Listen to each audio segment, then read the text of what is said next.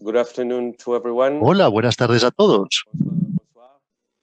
Buenas tardes, muchísimas gracias por estar todos y todas aquí. Yo me llamo Josep Canals, secretario general de MedCities, y estoy muy contento de haber sido invitado por el Instituto Euromediterráneo, IEMED, el Instituto Euromediterráneo. Muchas gracias por haberme invitado, por habernos invitado. Permítanme que les hable en mi lengua materna, el catalán. Buenos días y gracias por estar aquí. Este es el quinto diálogo de 6 diálogos de un ciclo de conferencias titulado El camino hacia un futuro más sostenible. Este es el diálogo número 5, las ciudades y el cambio climático. Estrategias de mitigación y adaptación en el Mediterráneo. Tenemos a Ana Julamudín, que presentaré posteriormente más adecuadamente. Gracias, Hanna, por estar aquí. Permítanme primero que comparta algunas reflexiones sobre por qué estamos aquí. Yo creo que esta es la clave del cambio climático, en mi opinión, porque en las ciudades se están produciendo cosas de manera muy rápida. El aumento de la urbanización, el tipo de utilización del suelo, cómo las ciudades están utilizando su suelo.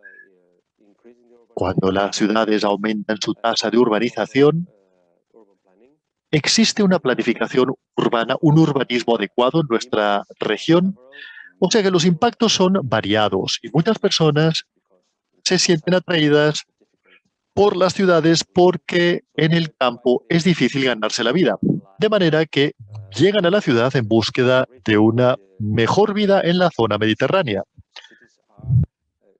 De manera que las ciudades están aumentando su tamaño vertiginosamente.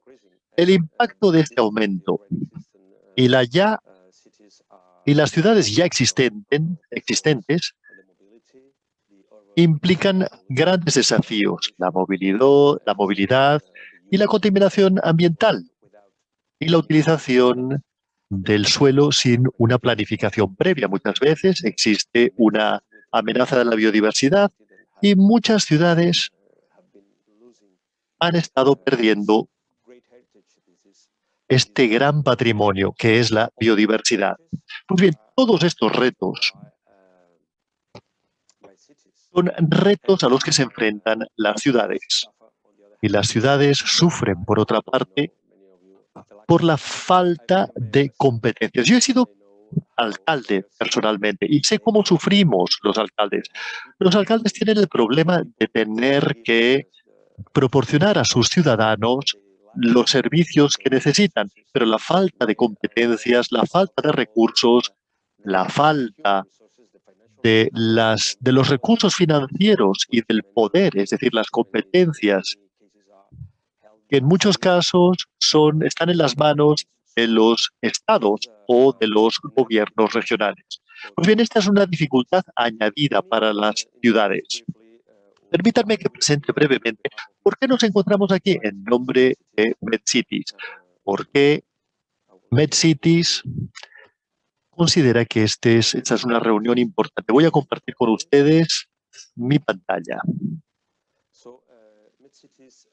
MedCities, nos gusta decir en MedCities, quizás con una falta de humildad, que somos la voz local en el mundo mediterráneo. Somos una red de 63 municipios de todos los países de la cuenca mediterránea, todas ellas con un emplazamiento mediterráneo más Portugal. ¿Qué hacemos? Trabajamos conjuntamente para compartir experiencias. Como asociación proporcionamos servicios a nuestras ciudades afiliadas, a nuestras autoridades locales. Somos una plataforma de proyectos innovadores y reforzamos el papel y las competencias y recursos de nuestros gobiernos locales mediterráneos a través de proyectos que aumentan su capacidad. Estamos lanzando una plataforma para compartir conocimiento con mediterráneos y otros socios.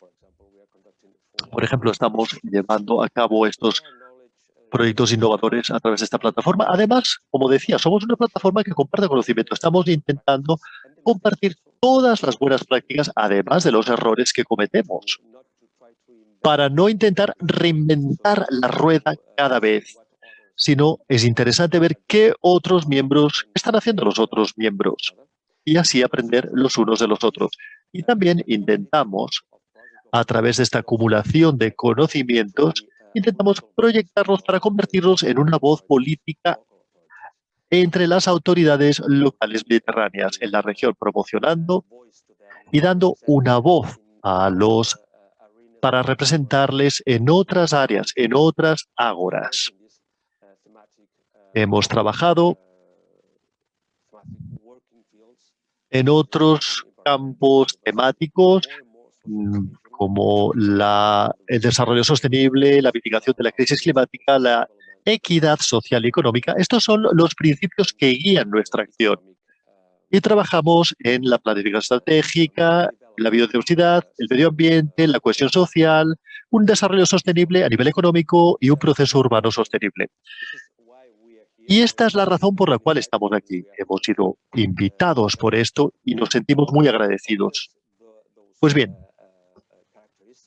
todas las características que acabo de comentar en relación a los impactos y los desafíos a los que las ciudades se enfrentan, de hecho, siempre en MedCities hablamos de ciudades y de autoridades locales y de las personas, los ciudadanos y ciudadanas que viven en estos municipios con sus esperanzas y expectativas también. Así pues, ahora a mí lo que me gustaría es plantear algunas preguntas. ¿Cómo pueden las autoridades locales tratar o enfrentarse a estos desafíos? ¿Cómo pueden relacionarse con los estados? Porque al fin y al cabo los estados son los que formulan las agendas, la Agenda 2030, la nueva agenda, el Acuerdo Verde Europeo. Son todo ello agendas definidas por los estados, pero muchas veces no cuentan con las ciudades. Las ciudades que, como ya he dicho y como todos y todas sabemos, son las que tienen que enfrentarse a la mayor parte de estos desafíos en la región. Es decir, ¿cómo podemos ayudar a las autoridades locales y a las ciudades a tratar estos temas, a aumentar sus capacidades? ¿Cuál es el papel que deben desempeñar las ciudades para resolver estos problemas? ¿Y cómo pueden las ciudades aumentar sus capacidades? Esto es algo que hacemos en MedCities. Pues bien, estas preguntas están sobre la mesa y nos estamos preguntando y estamos estudiando estas preguntas. Y quizás ahora sea el momento adecuado de presentar a Ana Alamuddin, que iluminará algunas de estas cuestiones. Y quizás ella pueda proporcionarnos algunas respuestas. Por supuesto, ella tiene sus propias reflexiones. Pero nosotros, como red que somos de ciudades, necesitamos de mucha reflexión, necesitamos también de mucho debate sobre cómo podemos mejorar como red y como una red que está trabajando también con otras redes. Por ejemplo, en la Alianza de Cooperación Mediterránea trabajamos con otras redes, somos una red de redes. ¿Y cómo podemos cooperar para intercambiar experiencias? Y cómo la señora Ana Alamuddin podría reflexionar sobre estos temas. La señora Ana Alamuddin es una profesional acreditada por la LEED en el diseño de barrios y ella se graduó en la Universidad de Greenwich en el Reino Unido y luego pasó a hacer su máster en ciencias en el diseño de sociedades, que es un abordaje muy distinto a lo que tiene que ser realizado para tratar estos desafíos. Ella inició su práctica profesional en el Líbano con los Muravilla, el Gabinete de Arquitectos para el Desarrollo Sostenible, y también ha trabajado en proyectos de paisajismo dentro del perímetro del urbanismo sostenible, lo cual celebro porque yo como biólogo que soy, y Ana especializada en planificación urbana, en urbanismo, Nosotros los biólogos a menudo somos testigos, digamos, de que los urbanistas en el pasado no protegían suficientemente el medio ambiente, pero ahora nos gusta la visión que tiene Hannah de cómo desarrollar las ciudades y los edificios con un abordaje ecosistémico. La señora Alamudin también es profesora en la Universidad Americana de Beirut y además es miembro del Consejo del Ayuntamiento de Construcción Verde del Líbano, del Consejo de Construcción Verde del Líbano. Señora Alamudin, tiene usted la palabra para que nos haga una intervención de 30 minutos. Muchísimas gracias por esta invitación y por esta presentación. Yo quisiera aclarar un punto. En los años 80, cuando yo hice mi máster en el MIT, la sostenibilidad no era un concepto que se tratase. Somos conscientes de la localización y de la cultura local. Y como arquitecto, yo siempre he sido consciente de esto. Pues muy bien, ahora voy a compartir mis diapositivas. Muy bien. ¿Pueden todos ver mis diapositivas? Bien. Estupendo. Pues bien, a mí me gustaría empezar con algunos elementos básicos y analizar qué queremos decir con planificación estratégica. Según UN Habitat, la planificación estratégica es una herramienta de gestión que determina la dirección en la que una organización se mueve y cómo llegará a su objetivo. La planificación estratégica urbana determina la dirección del desarrollo de una ciudad, de una área urbana, en el contexto de su perfil actual y de un análisis de SWOT, es decir, de puntos fuertes, puntos débiles, oportunidades y amenazas. Se orienta hacia el futuro e intenta prever cómo será el futuro y cómo podría ser distinto de aquí a 5 o 10 años. Y su objetivo es establecer la dirección de desarrollo de una ciudad basada en lo que el futuro nos presentará, o cómo pensamos que será el futuro. Y ahora me gustaría enfatizar un punto importantísimo, que es la situación política existente en la parte oriental de la cuenca mediterránea. Si analizamos los países de la parte oriental del Mediterráneo, cuatro de ellos, por no decir 5 de los 9 países de la región, están en una situación de caos total o de agitación total. Es una situación de agitación física como guerra, pero también agitación económica y política. Podríamos decir que esto se debe a la falta de acuerdo sobre la dirección futura que debe seguir la nación. Y es aquí donde este tema necesita ser reflexionado. Es decir, se tiene que tomar en cuenta este contexto. Desgraciadamente, si analizamos el futuro, de nuevo, las perspectivas de paz en la región están siendo cuestionadas con el descubrimiento de campos de gas en la región y un aumento en las tensiones y disputas. Las condiciones de agitación política y económica, en este tipo de situaciones caóticas, las preocupaciones de los gobiernos centrales se relacionan con la supervivencia, la seguridad. Además, los conflictos resultan en una pérdida de experiencia y de conocimientos por parte de la fuga de cerebros que abandonan el país, y los organismos gubernamentales tienen menos personal del que necesitan y son incapaces de funcionar apropiadamente. Mi presentación se concentra en el Líbano, no simplemente porque conozco muy bien el país, sino que también considero que el Líbano tiene un mensaje interesante que lanzar, dado que es la peor de las pesadillas o el peor de los escenarios para mitigar el cambio climático.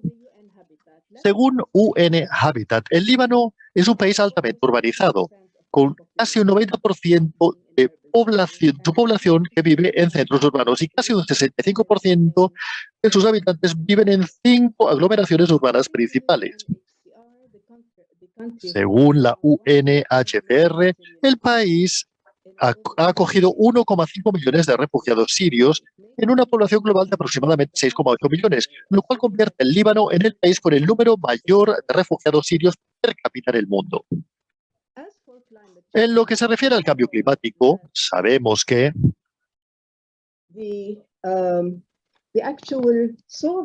La fuente principal de emisiones de gases con efecto invernadero son la producción energética, el transporte, los residuos, los vertederos, la agricultura y la deforestación. Todos estos sectores exigen una visión a largo plazo clara, una hoja de ruta, herramientas y financiación administrativos. Si analizamos la estructura de planificación en el Líbano, encontramos que en lo que se refiere a las herramientas administrativas, la planificación urbana, es decir, el urbanismo en el Líbano está centralizado y trata a varios niveles con los organismos siguientes. El Alto Consejo de Urbanismo, que está constituido por distintos especialistas y se responsabiliza de la planificación urbana a nivel estatal. Luego tenemos el Directorio General de Urbanismo, que es responsable de desarrollar los planes maestros en todo el Líbano. El CDR, que es el Consejo para el Desarrollo y la Reconstrucción del país, que como su nombre indica, se encarga del desarrollo y reconstrucción del país. Y luego tenemos los municipios, que actúan como guía. En cuanto a los municipios, en el Líbano tenemos 1.038 municipios y la mayoría de estos municipios tienen menos de 4.000 habitantes. Los municipios tienen la responsabilidad de la planificación, incluyendo el agua, la gestión del agua, la gestión urbana, el desarrollo económico y social y la protección medioambiental. Sin embargo, la mayor parte de los municipios no tienen la capacidad administrativa y fiscal para llevar a cabo los proyectos. Además, cuando pensamos en todas las temáticas que acabo de mencionar, varios de estos sectores tienen, digamos, abarcan áreas mucho más amplias de las que van mucho más allá de las fronteras municipales. Por lo tanto, desde el restablecimiento de las elecciones municipales en 1998, se ha producido un aumento en la formulación de las uniones municipales. De 13 en 1990 ha aumentado a 53 en 2016. Y este ha sido un cambio muy importante porque ha permitido una planificación más eficiente, dado que se relaciona con las comunidades locales y además ha introducido nuevas herramientas y capacidades como los observatorios para la planificación estratégica y el acceso a donantes. Sin embargo, la unión de municipios todavía carece de independencia del gobierno central, de los ministerios del gobierno central y su acceso a fondos del gobierno, aunque existen algunos movimientos en la dirección correcta, estos movimientos tienen que ser desarrollados aún más, como podemos observar aquí. Tenemos aquí este tipo de falta de financiación. La segunda capa de análisis que me gustaría compartir con ustedes es el sector energético. Hemos visto que la planificación está yendo en la buena dirección, pero le falta financiación. Ahora me gustaría hablar del sector de la energía. Y este es un sector que también está centralizado. En 2009, en la conferencia de partidos, la COP, de la Convención Marco de las Naciones Unidas sobre el Cambio Climático, el gobierno libanés se comprometió a aumentar, digamos, la proporción o la parte de energía renovable de una electricidad total proyectada y de una demanda de calefacción en 2020 a un 12%. En la llamada Serpiente Solar del Río de Beirut fue el primer paso hacia este objetivo, con un llamamiento a expresiones de interés que fue lanzada el 23 de abril de 2013 por parte del Ministerio de Energía y Agua del Líbano. El río Beirut es el, digamos, mayor río y fuente de agua de la ciudad. Originalmente estaba en el monte Líbano. Sus aguas fueron canalizadas a través de acueductos y canales desde la época de los romanos. El río floreció como un paisaje y como un espacio social en la ciudad hasta 1968, cuando fue transformado en un canal de hormigón para controlar las inundaciones de los barrios que crecieron a su lado. Y eso lo transformó en un canal de residuos industriales y una especie de cloaca que plantea muchos riesgos sanitarios a sus vecinos. El río, digamos, lo que nosotros llamamos la serpiente solar del río de Beirut, utiliza este espacio por encima del canal para instalar una granja fotovoltaica en medio de la ciudad. Fue una idea muy ingeniosa, proporciona energía limpia a la empresa energética principal de la nación, l'Electricité du Liban. Distintas fases la planificación se realizó en distintas fases. La primera fase, con una capacidad máxima de 1 megawatt, se conectó a la red en septiembre de 2015.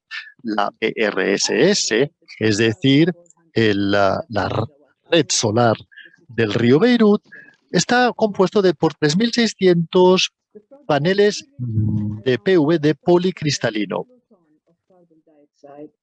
de una punta máxima de 300 watts, con un ángulo, digamos, de 10 grados que abarca 31 haces específicos sobre el río Beirut. En 2019, este proyecto ganó un premio medioambiental de gran prestigio, el llamado Premio de Energía Global, bajo la categoría nacional, compitiendo con más de 2.500 proyectos presentados por más de 180 países. Además, este proyecto desempeñó un papel importantísimo a la hora de concienciar la necesidad de tener fuentes de energía limpias. Otros proyectos fueron también planificados por el Ministerio de Energía y Agua con un partenariado público-privado, como por ejemplo la granja solar de Sarani, que fue establecida. Pero la granja eólica de Akkar y de agua Akkar no fueron ejecutadas debido a la crisis financiera. Sin embargo, de alguna manera, esta crisis económica fue un factor mitigador para el cambio climático, dado que las subvenciones que se aplicaban al combustible tuvieron que ser eliminadas por parte del gobierno debido a la devaluación de la moneda local en comparación al dólar. Según un estudio realizado por el Ministerio del Medio Ambiente y la UNPD en 2013, estas subvenciones del combustible eran de 3.100 millones de dólares, es decir, un 7% del PIB del país. Aunque se supone que esto tenía que ayudar a la sección más pobre de la población, se encontró que beneficiaba a las familias con mayores ingresos que aumentaban su consumo energético y, por lo tanto, el calentamiento global. Además, esta falta de una electricidad central significaba que los generadores de barrio instalados como reserva de electricidad se habían convertido en la fuente principal de energía para las familias y sus propietarios tenían que aplicar, digamos, tarifas superiores, cada vez más grandes. Esto también sacó a la luz un problema de consumo energético, con un aumento de la instalación de paneles solares fotovoltaicos en los tejados, especialmente en los edificios institucionales. Otro factor de mitigación del calentamiento global han sido los edificios verdes como procedimiento común. Sin embargo, en el Líbano, como en otros países del sur, los criterios utilizados por parte de los organismos internacionales no cumplen con la situación existente en el país, sus regulaciones en la construcción y su contexto medioambiental. Por lo tanto, una ONG, el llamado Consejo de los Edificios Verdes del Líbano, conjuntamente con la IFC, que es miembro del Grupo del Banco Mundial, desarrollaron un sistema de clasificación de edificios que es apropiado porque trata temas que están dentro del control del propietario. La primera parte de estas regulaciones trató temas que se relacionan a las propiedades comerciales actualmente existentes. El sistema de clasificación ha sido diseñado para medir el alcance de los edificios comerciales, hasta qué punto estos edificios comerciales están en una situación saludable y proporcionan lugares cómodos para el trabajo y para el consumo de la cantidad adecuada de energía y de agua, con un bajo impacto en el entorno natural. Actualmente, 5 proyectos han sido certificados y 3 están en proceso de revisión para ser certificados. Otra fuente principal de emisiones de gas con efecto invernadero es, por supuesto, el transporte. Aunque el Líbano fue el primer país de la región a tener un ferrocarril construido en 1895 con una red de 40 estaciones que conectan 200 kilómetros, el sistema se vio muy dañado durante la Guerra Civil y no ha sido reinstalado desde entonces. Entre tanto, el tiempo promedio que un libanés, un ciudadano libanés o una ciudadana libanesa gasta para ir por la ciudad es de 3 horas al día. Esto significa que el 16% del tiempo productivo de una persona se dedica a viajar a un coste de 2.000 millones de dólares anuales. La causa principal de esta pérdida se relaciona con la falta de un sistema de transporte público organizado, la mala condición de las carreteras y el aumento del número de coches privados. Con una tasa anual promedio del 13% entre 2007 y 2016. Mientras que con los años muchas propuestas y estudios han sido realizados analizando un sistema de metro que es problemático, debido a que Beirut es una ciudad muy rica a nivel arqueológico, el restablecimiento del sistema de trenes, tranvías, sistema de autobús, incluyendo un plan maestro por parte del Ministerio de Obras Públicas y de Transporte. Sin embargo, el plan fue considerado no viable a nivel económico a corto plazo, debido a varios obstáculos a los que se enfrentaba el gobierno, como por ejemplo la tensión política, la agitación social y la crisis de los refugiados. Se calcula que el 70% de los coches de la ciudad vienen de fuera de la ciudad. Por lo tanto, el plan más factible era una conexión de transporte rápido por autobús que se presentó en 2018 y aceptado con la financiación del Banco Mundial de 295 millones de dólares. Sin embargo, aquí de nuevo, el gobierno libanés ha pedido que el dinero fuese reasignado para financiar las tarjetas de subvención en efectivo que acompañan la eliminación de las subvenciones. Y parece que el Banco Mundial está predispuesto a considerar la redirección de este préstamo hacia un programa para luchar contra la pobreza. Otro proyecto. Bueno, esta información se puede encontrar en la web de engineeringforchange.org. Ahora me gustaría hablarles de un proyecto muy valioso e interesante desde mi punto de vista a nivel municipal, que fue fundado por la Île-de-France. Se titula el proyecto Liaison Douce. La idea que subyace este proyecto es proporcionar a los ciudadanos que viven en Beirut un corredor verde como espacio público, un espacio para peatones con carriles para bicicleta que conectan los dos sitios icónicos de la ciudad de Bois-de-Pin, es decir, el bosque de pinos de Beirut, y el centro de la ciudad al lado de la carretera Damasco. El estudio fue diseñado por Planner Habib Debs. El resultado habría sido no solamente de una elevada calidad en términos del parque urbano lineal que crearía, sino también proporcionaría una manera alternativa de transporte, la bicicleta y el caminar. El valor añadido de este proyecto es que permite una línea verde, que es la zona que separa el este y el oeste de Beirut separó el este y el oeste de Beirut durante la Guerra Civil. Por lo tanto, también actuaría como una puente de conexiones de las comunidades a ambos lados de esta línea verde y una conexión con el corazón de la ciudad y sus periferias. El estudio fue presentado por el municipio en 2011 y desde entonces ha acumulado polvo en un cajón. Cuando el presidente de la Île-de-France, la señora Valérie Pécresse, visitó Beirut, repito su nombre, la señora Valérie Pécresse, cuando visitó Beirut y preguntó sobre este estudio y por qué no había sido ejecutado por parte del municipio, tal y como se había acordado originalmente, se le informó que el estudio requiere de la aprobación de varios ministerios y que está atascado en el sistema burocrático del país. En lo que se refiere a Habib Debs, los proyectos públicos en el Líbano no son para el bien público, sino para que las autoridades ganen dinero. Y esa ha sido una cita. Y este proyecto financieramente no les interesaba porque no podían ganar pingües beneficios con el mismo. Por otra parte, una startup de capital riesgo privado de pequeñas motos eléctricas fue iniciado en 2016. Se titulaba Loop y se estableció por parte de un grupo de profesionales altamente cualificados en telemática y gestión de flotas, logística y desarrollo de mercados para ofrecer este servicio por primera vez en el Oriente Medio, empezando en el Líbano. Este servicio basado en una aplicación opera a nivel de flota, una flota de pequeñas motos eléctricas con distintas estaciones de recarga, haciendo que los traslados dentro de la ciudad, en una ciudad tan congestionada como la nuestra, sea más eficiente y limpia.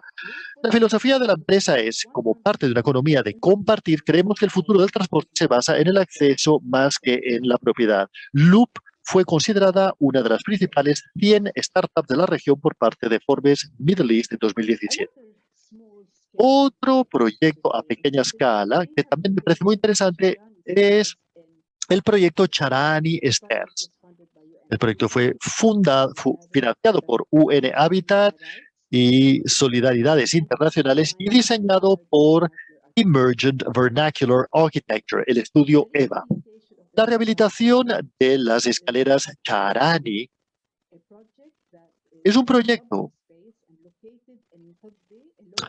de espacio público localizado en Cope, un barrio de bajos ingresos de Trípoli, en el Líbano. El proyecto trataba de la rehabilitación de las escaleras, dado que son muy vulnerables a las inundaciones.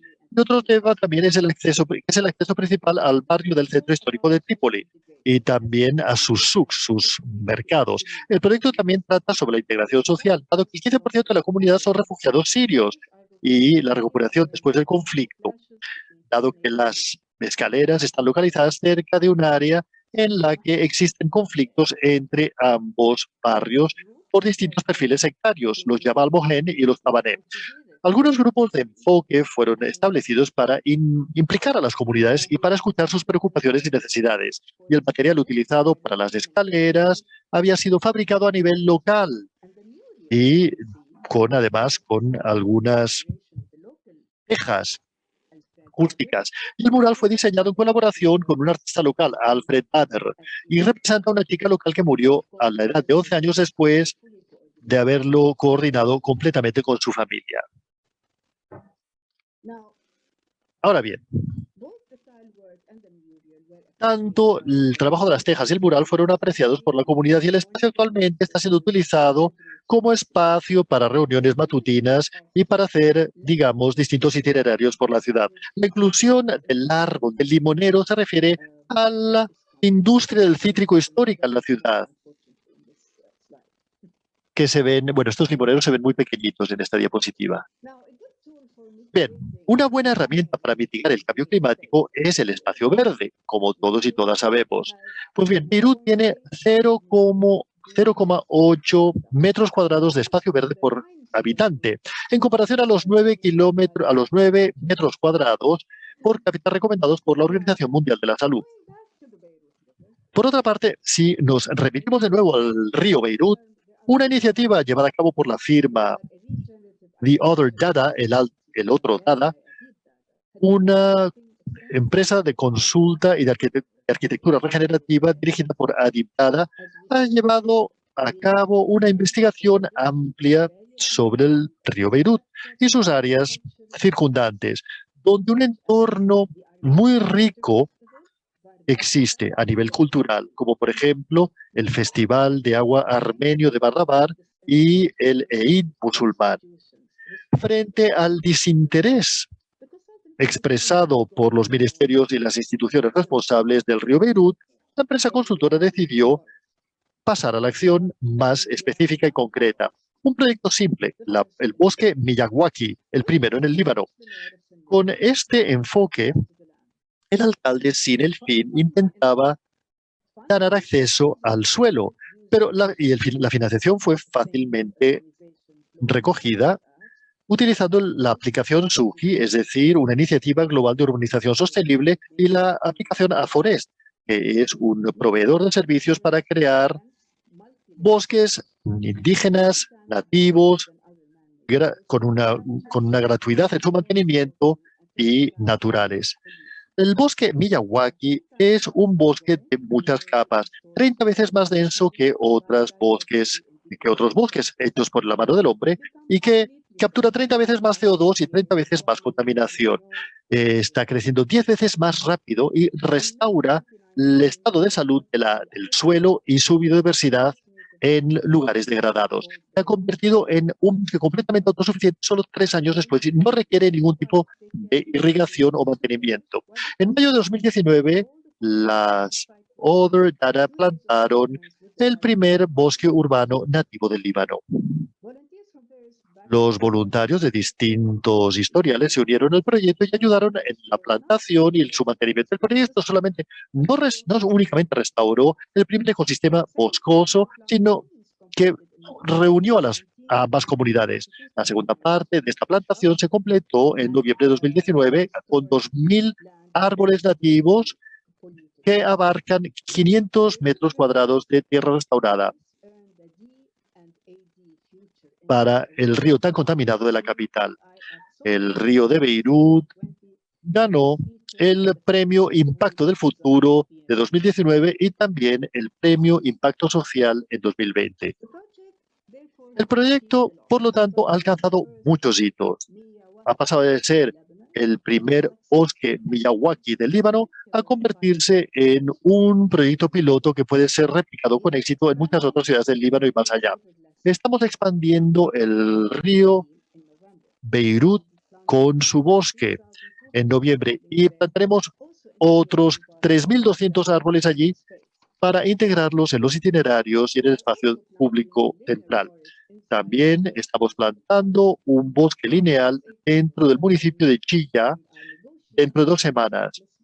Y estamos negociando con el municipio de Souk Mosbre para realizar un proyecto similar.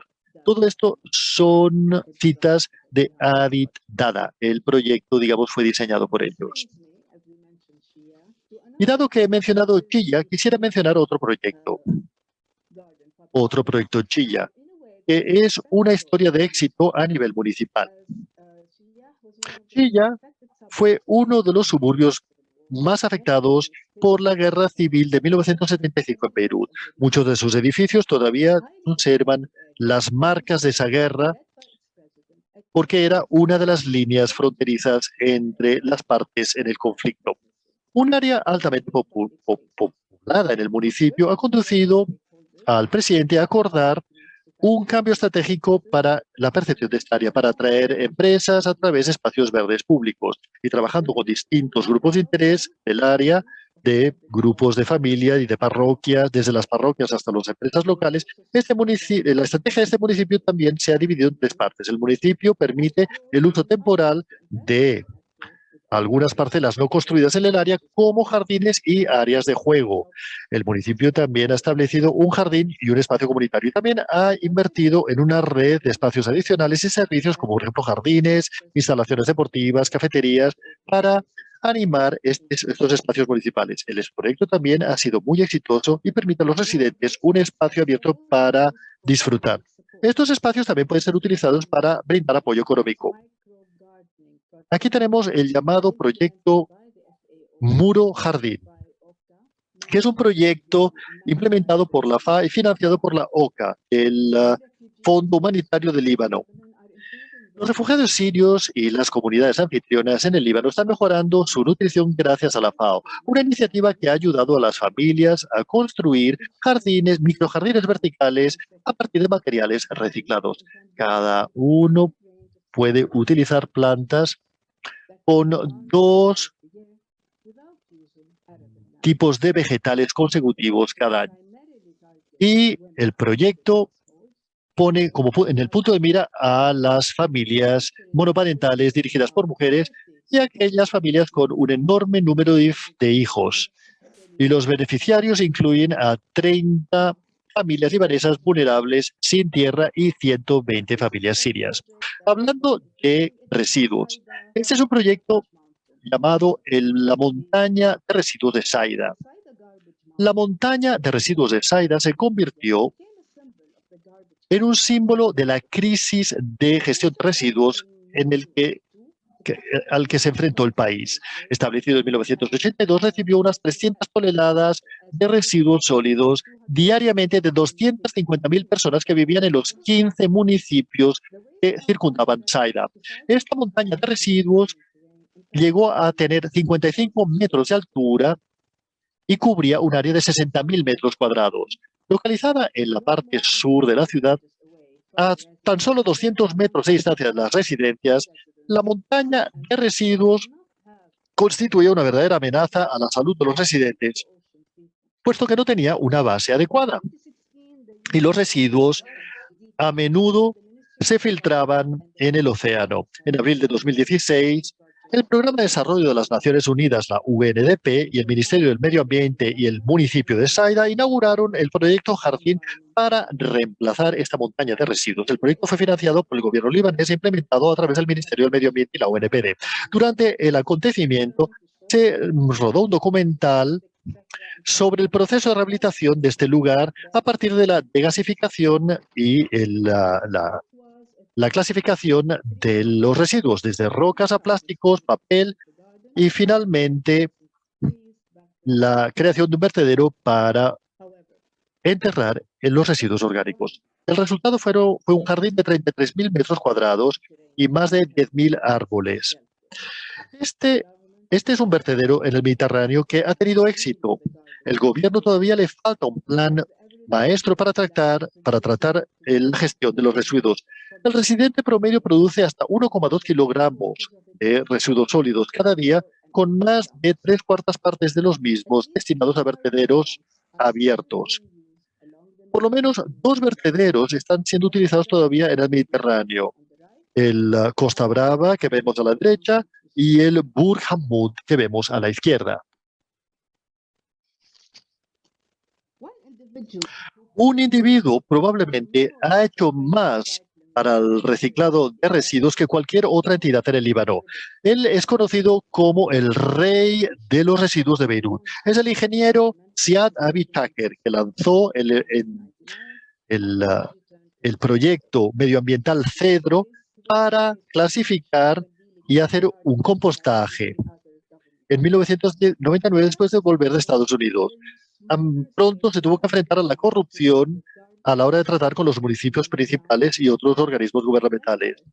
El objetivo principal de Abi Taker es construir plantas de reciclaje a pequeña escala para tratar con la gestión de los residuos en pequeños municipios. Necesitó de 10 años para establecer 12 plantas de reciclado que trabajasen con los municipios más pequeños. Abi Taker, posteriormente, innovó y estableció una tecnología patentada para producir ecoplanchas a partir de bolsas recicladas. Ecoboards que son, digamos, muy durables y útiles para la construcción. Podemos ver en pantalla cómo se utilizan para realizar varios contenedores. Son útiles para pequeñas construcciones, como por ejemplo estos depósitos de reciclado que encontramos en Beirut, que pronto serán 150. Pues bien, este experimento de las ecoplanchas se han hecho estas 12 a partir de 10.600 bolsas de plástico que fueron plantadas en 41 días y produjeron 2.050 lechugas. Eso forma parte del proyecto para promocionar los huertos urbanos en las cubiertas de los edificios para ayudar a atraer de nuevo las aves al corazón de la ciudad. La siguiente innovación fue conectar el reciclado del vidrio con la vieja artesanía tradicional libanesa del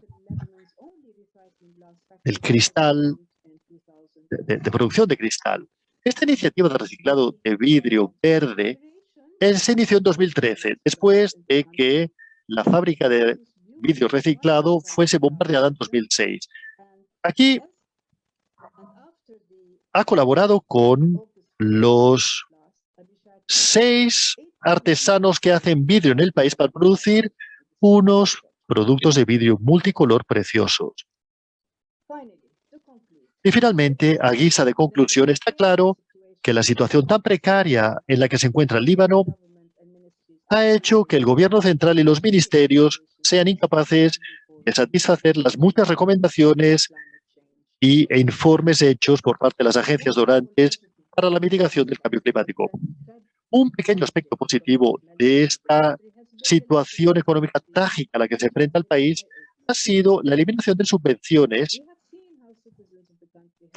y esto ha constituido una cosa que ha permitido a los ciudadanos abrir los ojos. Hemos visto cómo los ciudadanos del país han llevado a cabo iniciativas muy valiosas e importantes para ayudar a reducir el daño medioambiental y los efectos del cambio climático.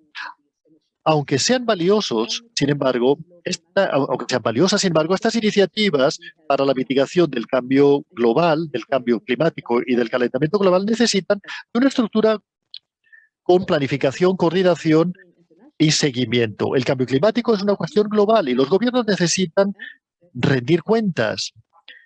Por ejemplo, rendir cuentas sobre los vertederos que se encuentran en el mar, en la costa marítima mediterránea. Y se necesita de una mayor coordinación entre las agencias internacionales y los donantes con un mecanismo claro de seguimiento y retribución. Al final, a través del pueblo del Líbano y el gobierno, sabe lo que necesita hacerse. Muchas gracias. Muchas gracias. Señora Almudin, ha sido unos ejemplos muy inspiradores los que nos ha explicado sobre el trabajo que se ha realizado en el Líbano. Y esto me permite reflexionar sobre un tema. Pero antes, primero quisiera reconocer no solamente al Instituto Europeo del Mediterráneo, sino también al Club de Roma y a la Fundación La Caixa por haber organizado este encuentro. Y como ya he dicho, me gustaría recalcar algunas de las ideas principales que ha planteado usted en su intervención y plantear también algunas reflexiones por mi parte. Para empezar, yo creo que la necesidad de trabajar conjuntamente, y existen muchos municipios en el Líbano, esto se necesita sobre todo para los municipios más pequeños, la cooperación y, si es posible, una cooperación institucionalizada, como la que tenemos aquí, por ejemplo, donde me encuentro en estos momentos. MedCities es, digamos, forma parte del área metropolitana de Barcelona, que es la unión de 136 municipios, y que tratan temas como el ciclo del agua, la energía, la movilidad. El metro de Barcelona, de hecho, es gestionado por la autoridad metropolitana y no por el ayuntamiento, por ejemplo. Por lo tanto, es algo que se necesita urgentemente para tratar el cambio climático. El hecho de trabajar conjuntamente a una mayor escala. Esto favorece a los pequeños municipios, porque los pequeños municipios no tienen recursos, tienen menos recursos. Y en muchos casos, los municipios más pequeños, la única persona que está dedicada a esta cuestión es el alcalde, o un ingeniero, o un arquitecto. Y por lo tanto no tienen expertos ni especialistas en gestión de residuos o en la gestión de los espacios públicos. Por lo tanto, esto es muy importante. Otra cosa que me gustaría remarcar de sus palabras es la necesidad de estabilidad política, por supuesto, para construir grandes infraestructuras, por ejemplo, la recuperación del río.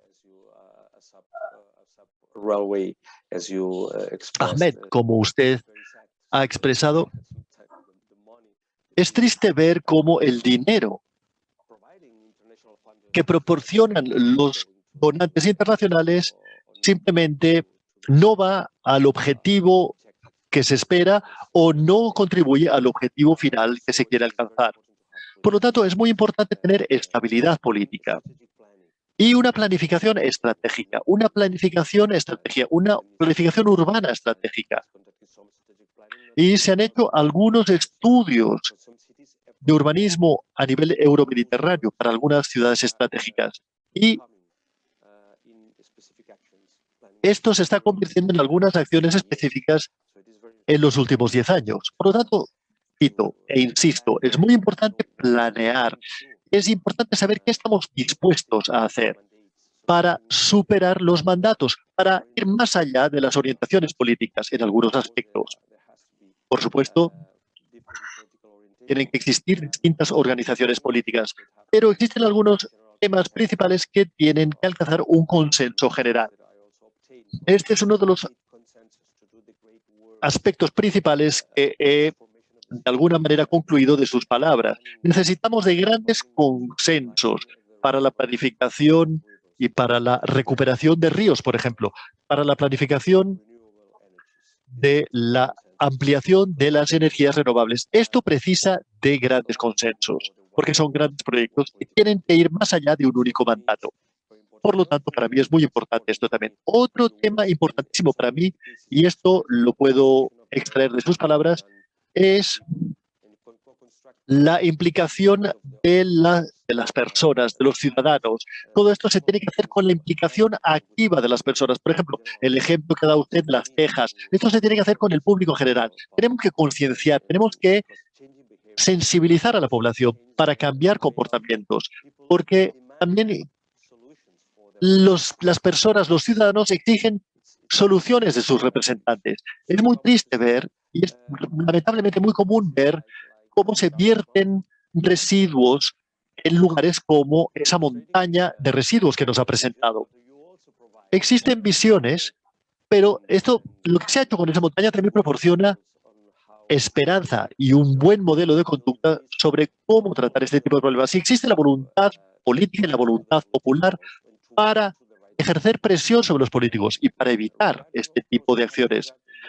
Por supuesto, tenemos que conservar nuestra propia orientación política, pero hay que pedirles y exigirles que resuelvan los problemas que están aquí, independientemente de la orientación política que defiendan. Eso es muy importante también.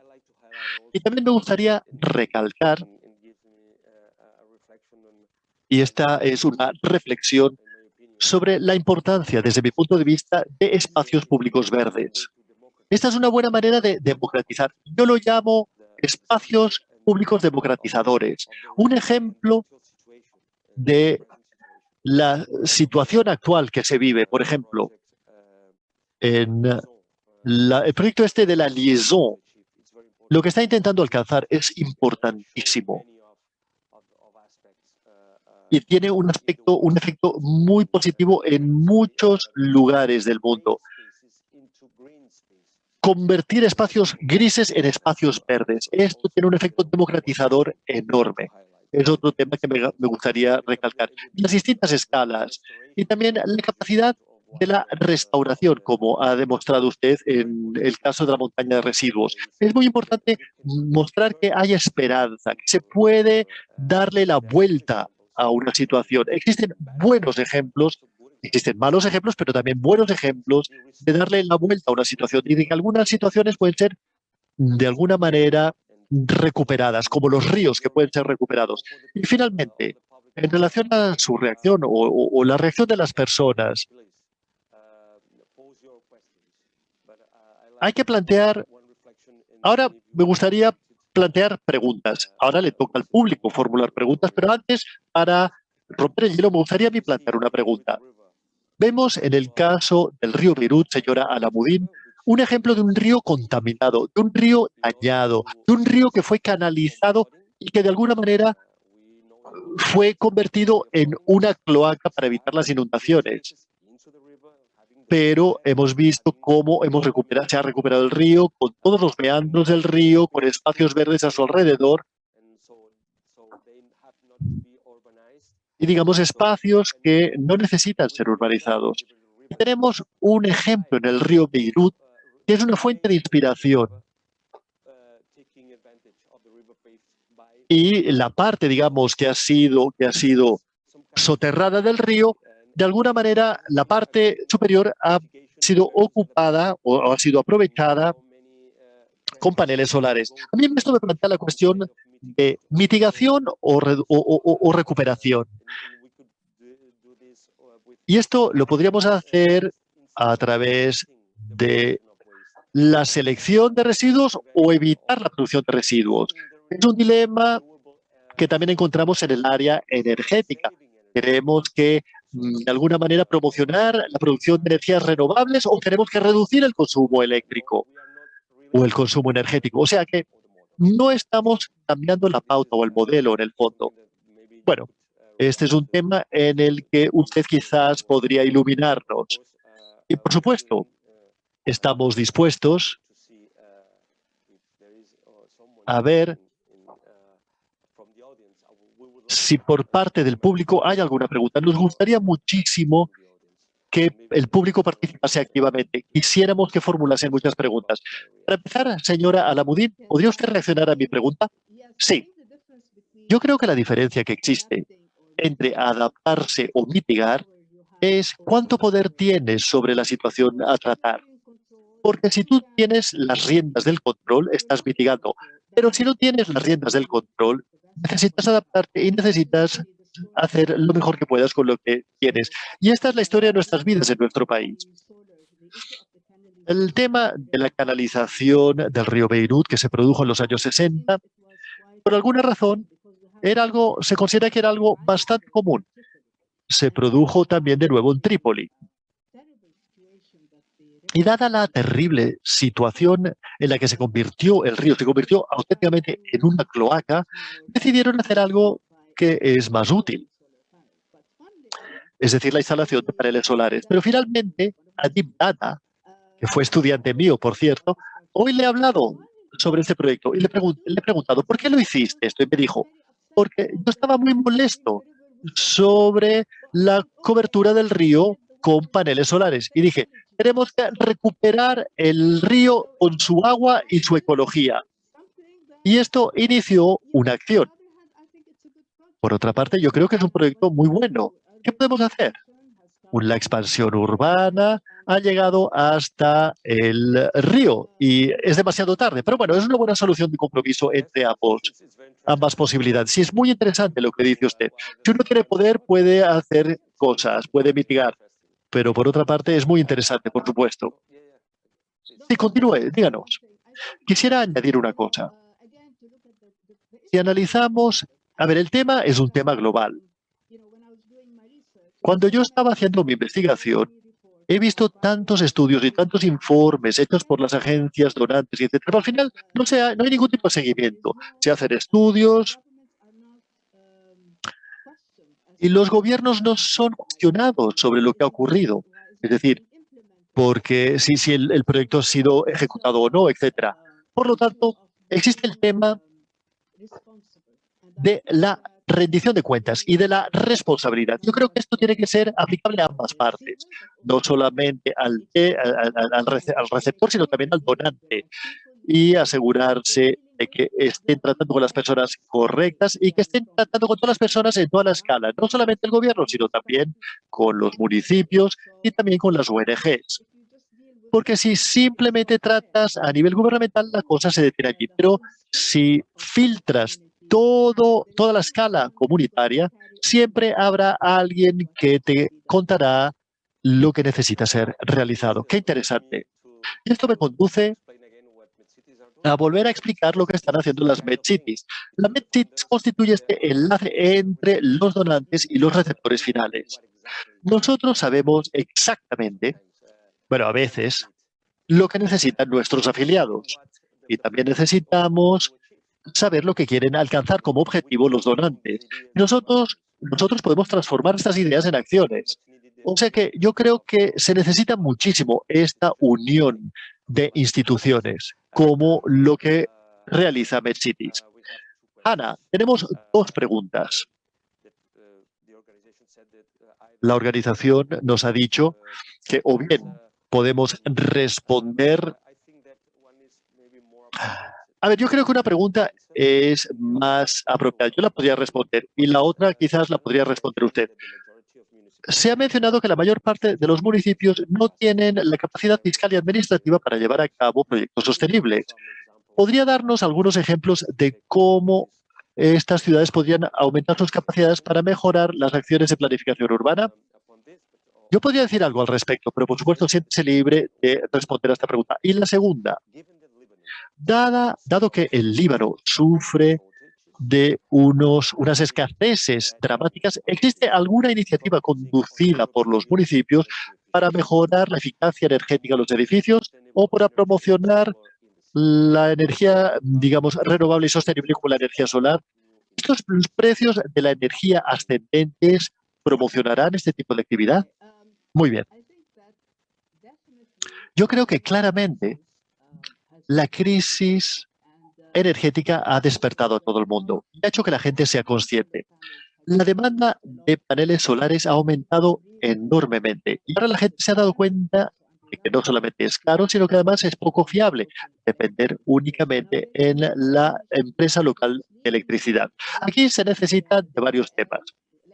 Las ODLs, Electricité du Liban, tiene el monopolio de proporcionar electricidad. En cualquiera de los casos, esto también implica la necesidad de un cambio a nivel gubernamental y un cambio legislativo para permitir que distintos municipios puedan funcionar con su propia empresa eléctrica. Pero a nivel privado, claramente, existe una enorme demanda para que haya paneles solares.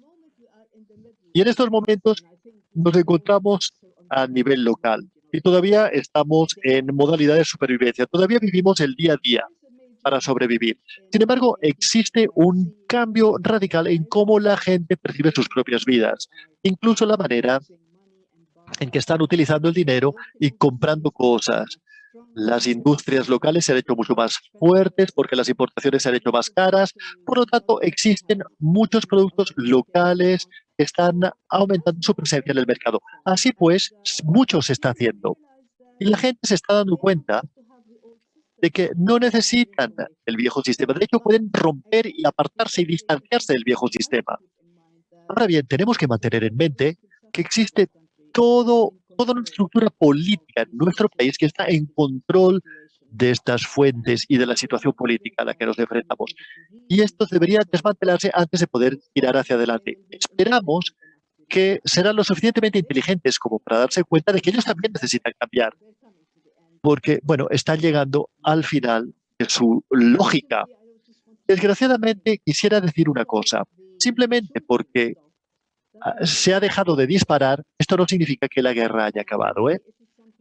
Y esto es algo que tenemos que mantener en mente en el caso del Líbano y en países como Siria, Libia, etcétera. Porque realmente la guerra puede tener cosas muy distintas. Eso es una gran verdad. Y quizás cuando los fusiles se detienen, perdemos de vista la situación y miramos hacia otro lugar. Ahora quisiera proporcionar algunas ideas en lo que se refiere a la primera pregunta. ¿Cómo podrían las ciudades mejorar sus capacidades para implementar la energía renovable? Cuando tienes una carencia de competencias o necesitas de una mayor capacitación, es por eso que redes como MedCities tienen su razón de ser, la razón misma de su existencia. Por ejemplo, nosotros, como MedCities, promocionamos la cooperación entre ciudades, la transferencia de conocimientos de ciudad a ciudad. Tenemos centros de transferencia de conocimientos en el Líbano y en Túnez. El año pasado llevamos a cabo nuestras primeras sesiones de capacitación para las ciudades euromediterráneas, independientemente de los proyectos que hayamos llevado a cabo con donantes internacionales. Gracias al área metropolitana de Barcelona y el Gobierno de Cataluña, tenemos también algunos recursos para realizar una capacitación generalizada de nuestras ciudades para los representantes elegidos y para el personal técnico. De manera que llevamos a cabo 4 ciclos de sesiones en lo que se refiere a la gestión de residuos,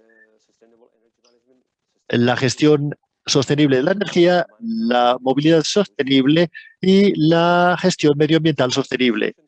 Y llevamos a cabo estas sesiones de capacitación y también algunas sesiones de mentoría con nuestros afiliados. Por lo tanto, es posible. Y para mí es una manera de transferir capital, dinero y también capital cerebral de una ciudad a otra. Las lecciones aprendidas y los errores, las lecciones que se han aprendido a partir de los errores cometidos por una ciudad necesitan formar parte del desarrollo de capacidad de otras ciudades. Por lo tanto, existe mucho margen y mucho espacio para mejorar. Pero, por supuesto, sería más fácil si cada estado ayudase cada a cada uno de los municipios para aumentar su propia capacitación.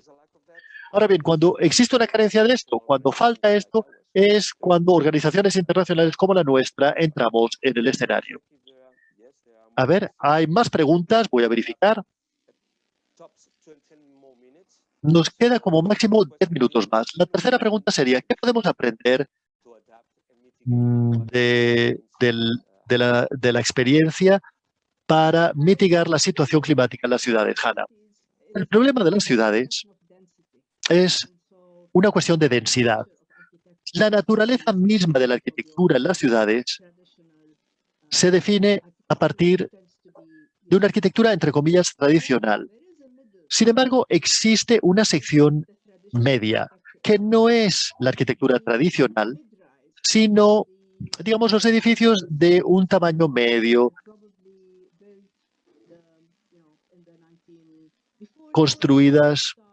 edificios construidos antes de la introducción del hormigón y del acero.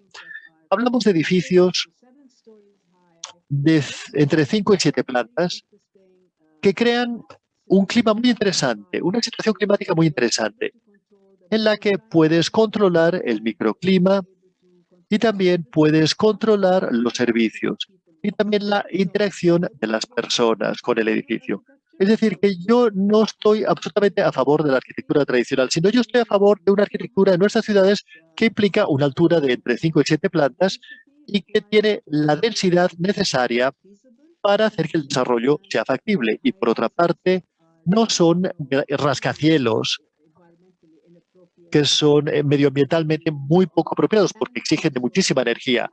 Y también que de alguna manera distancian a las personas de su raíz, del suelo. Gracias. Tenemos una cuarta pregunta. Y quizás yo podría proporcionar algunas ideas al respecto. ¿Ven ustedes algunas historias inspiradoras, algunos ejemplos inspiradores del Mediterráneo en lo que se refiere a las ciudades que luchan contra el cambio climático? ¿Podrían mencionar algún caso de éxito de alguna ciudad de la orilla norte del Mediterráneo y un ejemplo de alguna ciudad de la orilla sur del Mediterráneo, aparte del Líbano? Hombre, el Líbano es lo que mejor conozco. Nos ha enseñado algunos ejemplos buenos y algunos ejemplos malos en pequeños casos, en casos de pequeña escala. Efectivamente, yo podría decir, a ver, podría hablar de una ciudad en la que me encuentro en estos momentos. La ciudad de Barcelona ha declarado oficialmente la emergencia climática en Barcelona y tienen una planificación para los espacios verdes. Han llevado a cabo en esta sede, el área metropolitana de Barcelona, con una visión metropolitana, han creado un área restringida para los coches. Algunos coches no pueden entrar en el centro de la ciudad ni tampoco en una gran parte del área metropolitana. Es decir, han establecido un etiquetado específico en lo que se refiere a sus emisiones y si estas emisiones superan, digamos, un cierto baremo, no pueden entrar en el área metropolitana. Y esto es un buen ejemplo de lucha contra el cambio climático. La contaminación local, que no siempre es lo mismo que el cambio climático, que la mitigación del cambio climático, pero por supuesto está en una conexión. En Barcelona está aumentando cada vez más en espacios públicos como la Liaison Douce que nos ha enseñado usted en Beirut, haciendo que el pavimento, es decir, la construcción del pavimento, sea un pavimento verde o marrón. Es decir, algunas zonas no tienen vegetación, pero es un pavimento, digamos, marrón o verde, para tener una menor reflexión de la luz solar en el pavimento, para evitar el ascenso de las temperaturas y para que sean zonas más habitables. En el sur quisiera mencionar que actualmente todavía no se trata de una historia de éxito por ahora, pero lo será. Es Túnez, la capital de Túnez. Nosotros somos los dirigentes, junto con el área metropolitana de Barcelona y el ayuntamiento municipio de Túnez, estamos llevando a cabo un plan estratégico a 4 años vista para la ciudad capital de Túnez, para que satisfaga los objetivos de desarrollo sostenible. Esto está siendo financiado por la Unión Europea precisamente para localizar los objetivos del desarrollo sostenible de la Agenda 2030, con una visión holística de mitigar los efectos del cambio climático a través de la reducción de las causas de dicho cambio climático. Por lo tanto, les invito a que sigan este proyecto. Asimatunis se llama. Le puedo proporcionar a todos ustedes, a Hannah y al público en general, información sobre este proyecto, porque UN Habitat nos está haciendo un seguimiento y muchas otras instituciones también lo están haciendo. Y estamos en una fase final. En la tercera fase veremos cómo capitalizar esta experiencia en otras ciudades de Túnez y en toda la región mediterránea. De manera que podremos aprender de nuestros propios errores y éxitos en el proceso. Y no veo que haya ninguna otra pregunta en el chat. Sí, hay una pregunta que será la última. Hannah, ¿cuál será el papel que desempeñarán las ciudades en el COP26? ¿La voz de las ciudades será escuchada durante este acontecimiento tan importante? ¿Ha entendido usted la pregunta o no? La voy a repetir. ¿Cuál será el papel que desempeñarán las ciudades durante la conferencia COP26 en Glasgow? Es decir, la cumbre climática que se celebrará en el Reino Unido, como la que se realizó en París en 2015 y que se celebrará este año en Glasgow, de hecho, el próximo mes. La voz o las voces de las ciudades serán escuchadas durante este gran acontecimiento. Yo tengo mi propia opinión. Quizás usted pueda expresar su opinión. A ver, yo creo que es más apropiado que usted responda a esta pregunta, Josep, porque tiene más conocimientos que yo. Gracias. A ver, yo me he sentido igual de lo que me sentí en 2015. En 2015, en París, sentí que las ciudades tenían que estar fuera de la conferencia oficial. Pues bien, yo creo que deben estar unidas a través de sus organizaciones, las organizaciones de ciudades. Cada estado tiene sus propias organizaciones de municipios que tienen que brindar una voz al Estado para que el Estado represente su voz en el COP26. Si no, habrá otras voces alrededor del COP26 a través de las cuales los municipios se pueden expresar. Yo creo que esto necesita hacerse. Nosotros, las ciudades, tenemos que proporcionar esta voz a los estados. Tenemos varios medios para conseguir esto. Pues bien, tenemos que acabar esta reunión, este encuentro. Muchísimas gracias, señora Hannah Alamudin. Muchísimas gracias por su intervención. Me ha parecido una sesión muy enriquecedora y un diálogo muy interesante. Gracias al Club de Roma, a la Fundación La Caixa y al IEMED. Gracias al público y gracias a todos y todas. Y tendremos un sexto diálogo la semana que viene. O sea que, por favor, sean todos conscientes de este sexto diálogo en este ciclo de conferencias organizado por el IEMED, el Club de Roma y la Fundación La Caixa. Gracias a todos y que pasen una buena tarde. Gracias. Muchas gracias por haberme invitado. Gracias.